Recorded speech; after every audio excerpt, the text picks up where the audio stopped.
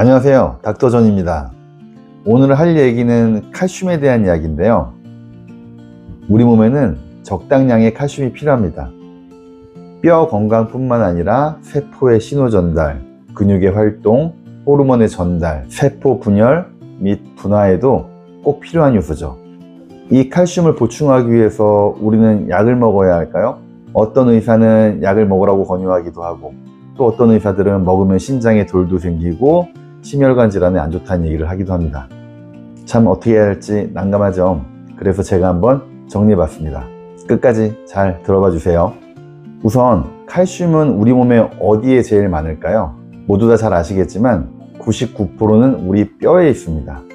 실제로 우리 몸에 칼슘이 부족할 때 소장의 흡수를 늘리거나 신장에서의 배출을 적게 하거나 하는 방법들도 있지만, 제일 중요한 것은 뼈에서 가져오는 겁니다. 우리 몸에 칼슘이 부족해지면 당연히 뼈에서 많이 갖고 올 테니까 뼈가 약해지는 건 당연한 문제입니다.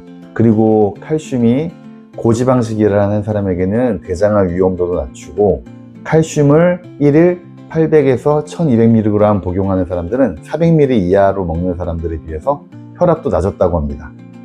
그러니 칼슘 보충은 당연히 필요한 거겠죠?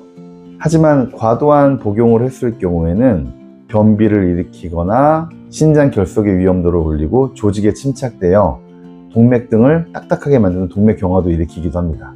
참 어렵네요. 그럼 어떻게 해야 될까요? 일단 우리나라의 사람들은 칼슘을 얼만큼 섭취하고 있는지부터 알아볼까요? 한국영양학회에서 제공하는 2020년도 자료를 한번 살펴보겠습니다.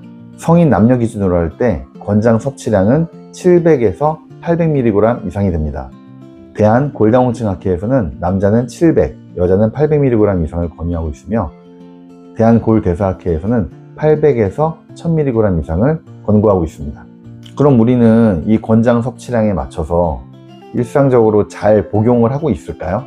질병관리청 자료에 의하면 남자는 적정 섭취량의 68%, 여자는 57% 정도를 복용하고 있다고 합니다. 그리고 적정량을 섭취하고 있는 비율도 남성의 경우에는 16.9%, 여성의 경우에는 13.2%로 낮게 조사되었습니다. 아마도 우리 전통 식단에는 칼슘이 많이 들어있는 음식들이 별로 없고, 그런 음식들을 먹다 보니까 비율이 낮아진 것 같습니다. 결론적으로 얘기하면 우리나라 사람들은 전체적으로 봤을 때 칼슘 섭취가 부족하기 때문에 좀 더 많은 칼슘을 보충을 해야 된다가 맞는 겁니다. 물론 개개인별로 차이는 있겠지만요.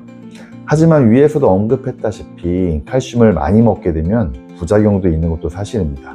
다음 논문은 2011년 BMJ에서 발표한 논문인데요. 이는 여러 가지 논문의 결과를 종합해서 분석한 결과를 보여주는 논문입니다. 이 논문은 칼슘의 섭취가 많을수록 심혈관 질환의 위험도도 올라간다는 내용이 나와 있습니다. 그럼 다음 논문을 한번 살펴볼까요? 다음 논문에서는 칼슘의 농도가 너무 낮아도, 너무 높아도 위험도를 올린다는 결론을 보여주고 있습니다.